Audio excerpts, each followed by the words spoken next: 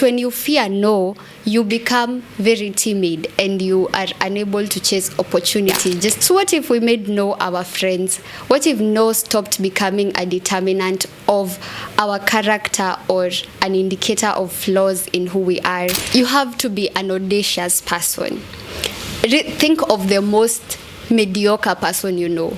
And always say, like, if you have sat in tables with rich people and people who are successful, you will realize how mediocre and average these people are. So you should know that everything that you want, you can get.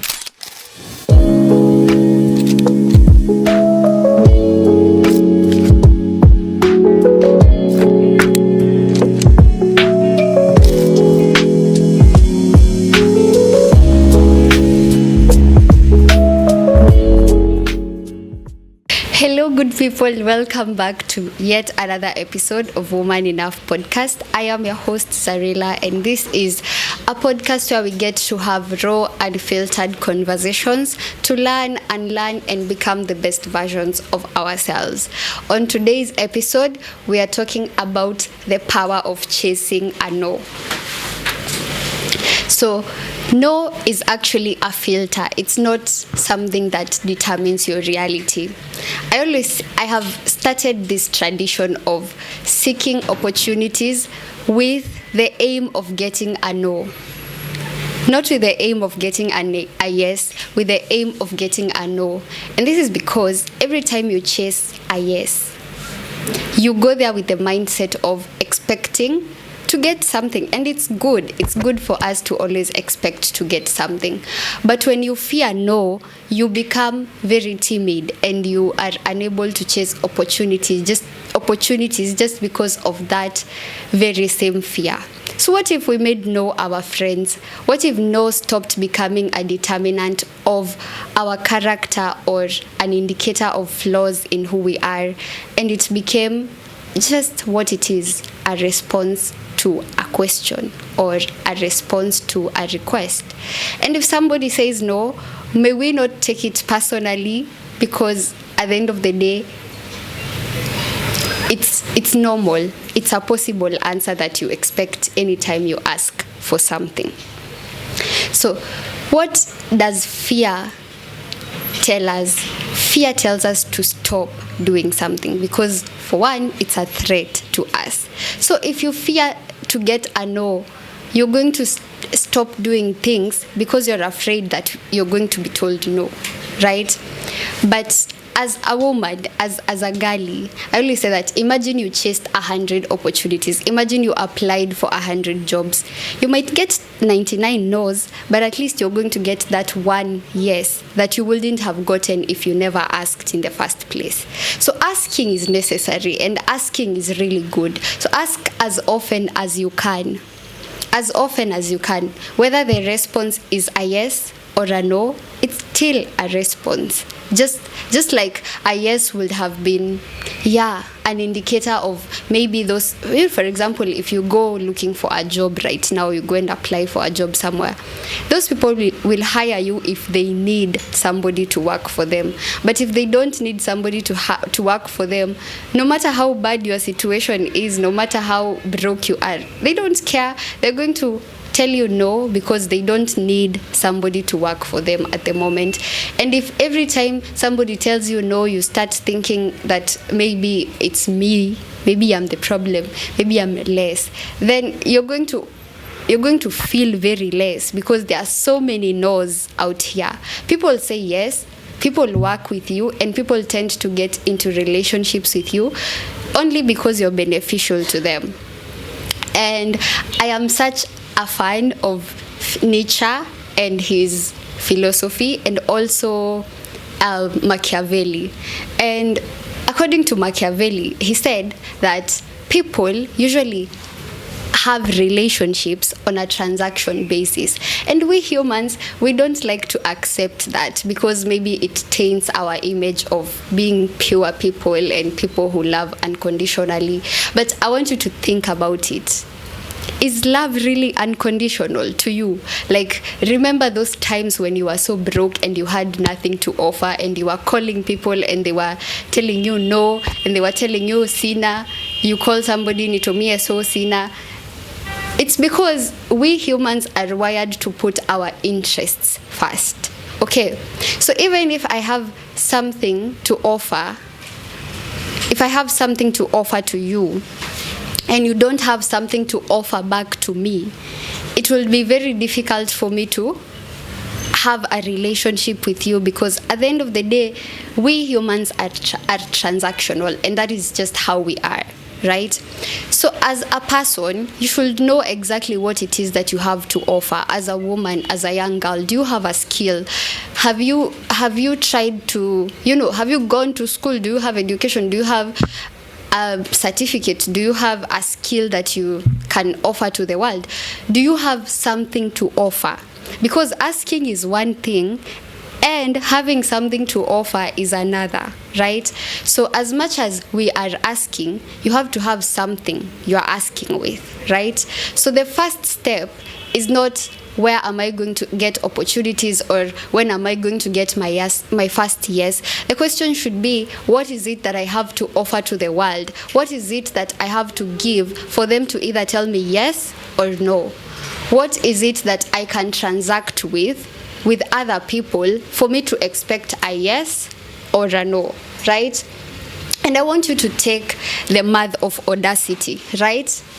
You have to be an audacious person. Think of the most mediocre person you know.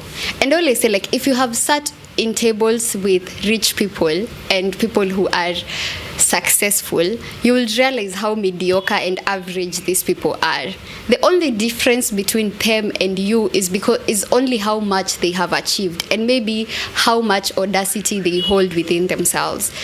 And being audacious comes with always believing in yourself.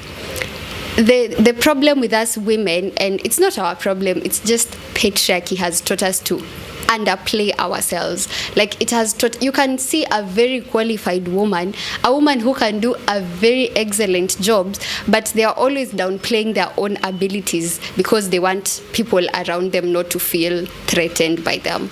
But me, I always say, like, if you are a girlie, you're a woman, and you know how to do something, do not be afraid to say that you can do that thing, and do not be afraid to even exaggerate how good you can be about it, because men do this all the time. You will find a very average man, a very mediocre man with nothing to offer, but they believe in themselves so much that the world just opens doors for them. And I always say, like, we should adapt this mindset as women, like, be audacious and be so bold with your abilities and your skills, because you have earned them, right? So always show up, and show up while believing in yourself. And in such a position, mtu hawezi kuja negotiate your worth with you. Somebody can't come and tell you, why are you charging that much? Because again, you know your worth, and you know what it is that you have to offer, and you know what you bring to the table.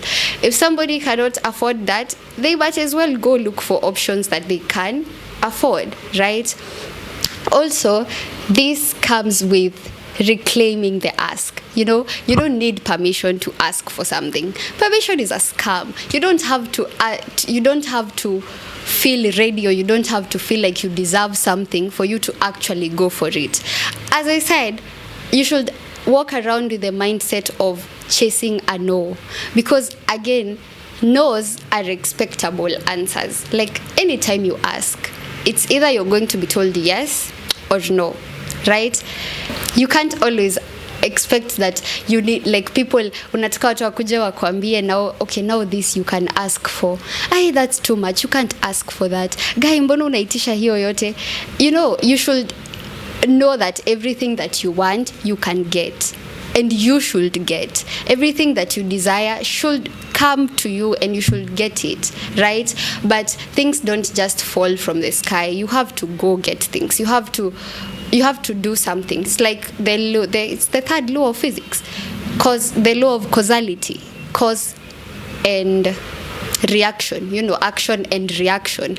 There has to be an action for there to be a reaction, right? You have to do something for the universe to reward you with whatever it is that it's gonna reward you with, right? So that means that in everything that you do, do not be afraid to be told no. No does not mean that you're not worth it. It doesn't mean that you're not enough. It doesn't mean that you are less of a person. It doesn't mean that whatever it is that you're doing is not okay or it's not right. It just, sometimes people don't need your services, right? And asking one person and they tell you no should not now tell you maybe I'm not, like, go ask somebody else, go ask another person, go ask another person and another person, because you never know who actually is in need of you. I follow this one girl on TikTok, and she started this series of 1,000 days of chasing a no, and she's the one who actually inspired me on doing this video. This girl has asked for opportunities, and she has found herself doing things that she never thought she will do. She applied for a modeling gig. She has never been a model. She has never done that before. Yet she found herself shooting for ad campaigns in New York and wherever. She applied for jobs. She found herself getting jobs she never thought she would get. She applied for contests. She ended up winning contests she never thought she would ever even be part of. And it's that little silly series of chasing a no. So on today's segment of illusions, we're not going to have an illusion. Instead, we're going to discuss something that is very close to what I've been talking about earlier, and it's the Dunning-Kruger effect. I know most of you have heard of it. It's the concept of when people who tend to be very qualified or skilled underplay their own skills, and people who tend not to be so good at something overplay their own ability. And most of the time, regardless of how twisted this may sound, those people who have low ability and who are average but they do believe in themselves and they do hold themselves highly tend to get more successful compared to people with ability, but they choose to not believe in themselves or downplay their own ability. And this also ties to the fact that people usually tend to listen more to people who speak in an authoritative way. So if you speak confidently, if you speak certainly, and you're sure with your words, people tend to listen to you, not because you actually have something nice or something that makes sense for them to listen to, but just the act of you being confident and believing in yourselves makes people want to be part of and listen to what you're saying, right? So this also goes to when you're pitching for something. For example, you're going to pitch your idea to somebody. Make sure you believe in that idea so much and you talk about it so highly that this person who is listening has no room to even doubt what you're saying. Okay? Let them reject you because they don't need your services, but not because you didn't show up enough. And as I was saying, do the math of audacity. The more you show up, the more you perform. You overshow up to overperform, right? So no matter how good you are at something, you have to show up. And no matter how bad you are at something, just show up. It will always work out. So the major denominator here is showing up.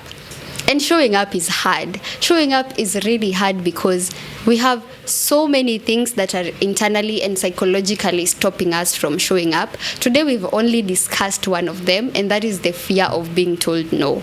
But there are also so many other ways or so many other reasons that somebody might not believe in themselves or want to push themselves.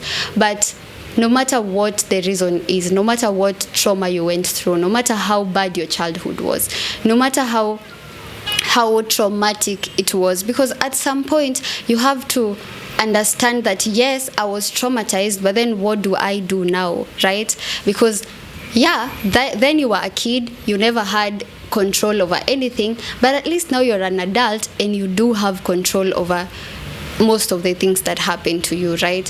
So no matter what happened then, no matter what the trauma it is that is stopping you from chasing your dreams, I want you to know that the only remedy and the only one is showing up. There's no amount of motivational talk, there's no amount of podcasts that you can watch, there's no amount of documentaries, there's no amount of movies, there's no amount of therapy that you can attend for you to actually show up for your dreams. It has to come from within, and it has to come, and you can't punish your way to discipline. I know most, especially red pill content, they're always telling you have to push yourself, you have to wake up at 6, but you can't punish yourself to discipline. Discipline is something that is cultivated by love. As long as you love what you're doing, you don't even need to remind yourself to be disciplined. As long as you like what you're doing, you don't have to remind yourself to do it and do it well. So if you're choosing a skill or you're choosing something you want to do, make sure that you do. And love is something that you can teach yourself to have. You can teach yourself to love things. You don't have to. It doesn't have to be that I love this for me to do this. Maybe it's something that you've always known that you can do, but something just holds you behind. But I want you to sit and think about it and start believing that I am actually an expert in this, even if you're not. It starts from there. It does, really. It starts from that little confidence that you plant in yourself when there is nothing, and then it grows and compounds into more. Thank you so much for tuning in, and if today's episode or any of the ones that we've posted before have spoken to you, please remember to like, share, subscribe, and be part of this growing community. Thank you, and bye.